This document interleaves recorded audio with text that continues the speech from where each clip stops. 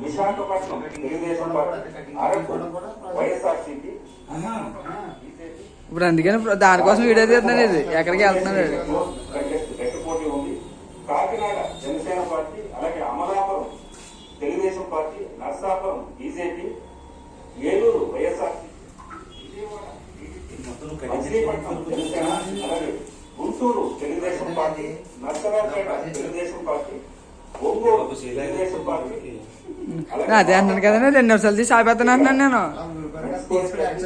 Telugu Desam party, Nellore Vemireddy Prabhakar Reddy ఇక్కడ నుంచి Telugu Desam party, Kurnool ఇక్కడ నుంచి మళ్ళీ కర్నూలు వైఎస్ఆర్సీపీ, ఎక్కడ నెట్టేస్తాను రా.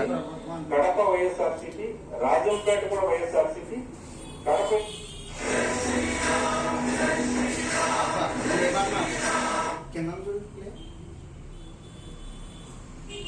నన్ను కర్నూలు చూస్తున్నాను కంగారు వైఎస్ఆర్సీపీ, కడప వైఎస్ఆర్సీపీ, రాజంపేట కూడా వైఎస్ఆర్సీపీ. కడప ఏంటంటే ఇక్కడ ముఖ్యంగా కొన్ని మనం చెప్పుకోవాలి, సెన్సేషన్ న్యూస్ ఏదైతే ఉన్నాయో అది అప్పుడు చెప్తాను. కడపలో సర్వేలా ఓడిపోతున్నారు అనేది రీసెర్చ్ చెప్పచ్చు.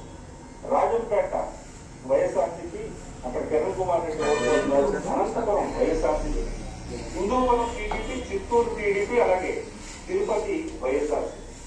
ఇది ఓవరాల్ గా ఎంపీ సెగ్మెంట్ వారిగా రిజల్ట్.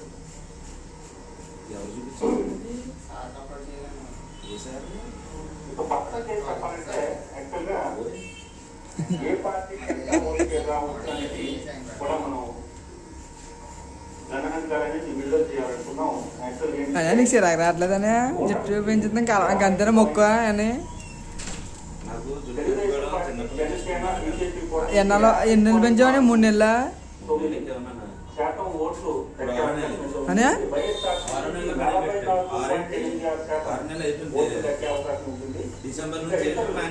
అంటే బాగా కర్లింగ్ హెయిర్ అని నీకే, అందుకు కొంచెం జుట్టు కనిపించట్లేదా? మన పిల్లకేసేచ్చు కదా. మంచి మంచి చేస్తే తిప్పుకోవచ్చు నువ్వు, నీ షాపే కాబట్టి. మీ అన్నగారు తీస్తున్నారని షాపు.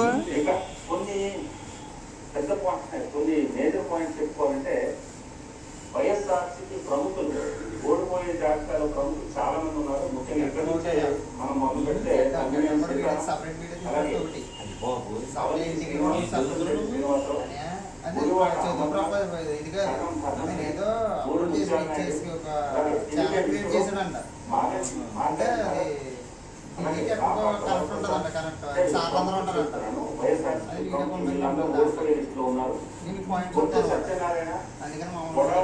ఆపేనా పర్లేదా?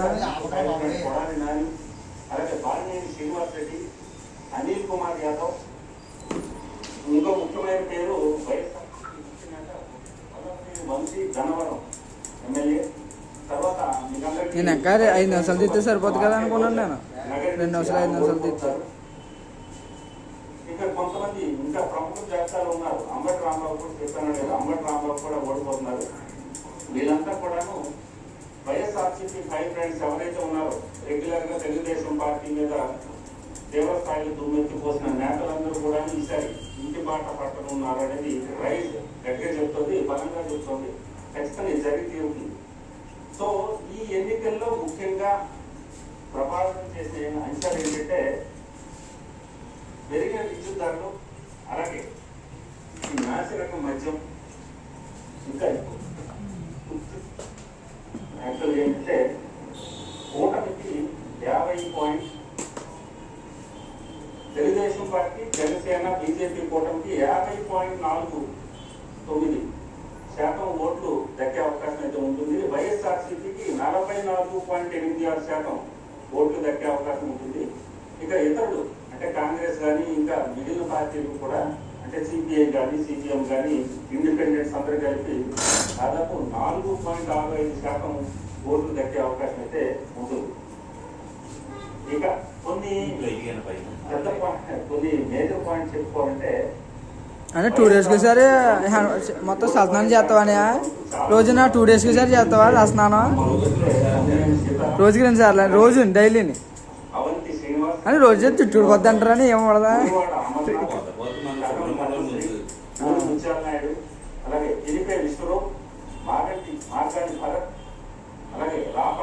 ప్రసాద్ అంటే ప్రముఖులు చెప్తున్నాను, వైఎస్ఆర్సీపీ ప్రముఖులు వీళ్ళందరూ ఓడిపోయే లిస్టులో ఉన్నారు.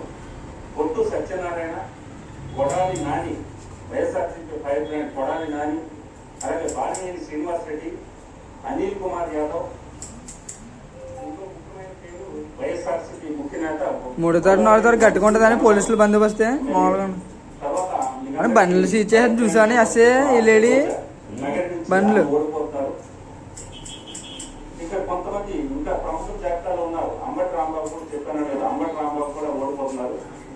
వీళ్ళంతా కూడాను వైఎస్ఆర్సీపీ ఫైర్ బ్రాండ్స్ ఎవరైతే ఉన్నారో రెగ్యులర్ గా తెలుగుదేశం పార్టీ మీద దేవస్థాయిలో దుమ్మెత్తిపోసిన నేతలందరూ కూడా ఈసారి ఇంటి బాట పట్టనున్నారనేది రైజ్ గట్టిగా చెప్తుంది, బలంగా చెప్తుంది, ఖచ్చితంగా జరిగి తీరుతుంది. సో ఈ ఎన్నికల్లో ముఖ్యంగా ప్రభావితం చేసిన అంశాలు ఏంటంటే పెరిగిన విద్యుత్ ధరలు, అలాగే ఈ నాసిరకం మద్యం, ఇంకా ఈ శాండ్ రేటు, శాండ్ అందుబాటులో లేకపోవడం, ఈ భవన నిర్మాణ కార్మికులకి అనేది ఎవరికి కూడాను సరైన పనులు లేకపోవడం, ముఖ్యంగా ప్రతి నియోజకవర్గంలో అక్కడ స్థానిక సమస్యలు కొన్ని ఉంటాయి. ఇప్పుడు సపోజ్ ఉత్తరాంధ్ర తీసుకోండి, ఒక చోట కొబ్బరి అనుకోండి, కొబ్బరి రైతులు కష్టాలు అనుకోండి, ఇంకో చోట జీడి మద్దతు ధర లేకపోవడం, ఇంకో చోట వచ్చేసరికి ఇప్పుడు మీరు అలాగే తూర్పుగోదావరి పశ్చిమ గోదావరికి వెళ్ళేటప్పుడు ఆక్వా రైతుల సమస్యలు, అలాగే మీరు ఇక్కడికి రాయలసీమ జిల్లాకు వెళ్ళినప్పుడు అక్కడ ముఖ్యంగా ఏంటంటే చాలా కాంట్రాక్టర్ల బిల్లులు లేకపోవడం, వాళ్ళు ఆ కాంట్రాక్టర్ రంగం కుదిరేయకపోవడం, తర్వాత దానితో చాలా మంది కాంట్రాక్టర్లు ఆత్మహత్యలు చేసుకున్న సందర్భాలు ఇవన్నీ కూడా ప్రభావితం చేస్తాయి. దానికి తోడు ఈ కూటమి అనేది బలంగా పనిచేసిందని చెప్పవచ్చు. ఎందుకంటే ముఖ్యంగా ఇంకా తెలుగుదేశం పార్టీ కంటే కూడా జనసేన పార్టీ ఆ వాళ్ళకున్న 6,000 ఓట్లు 7,000 ఓట్లు చివరి వరకు నిలబడి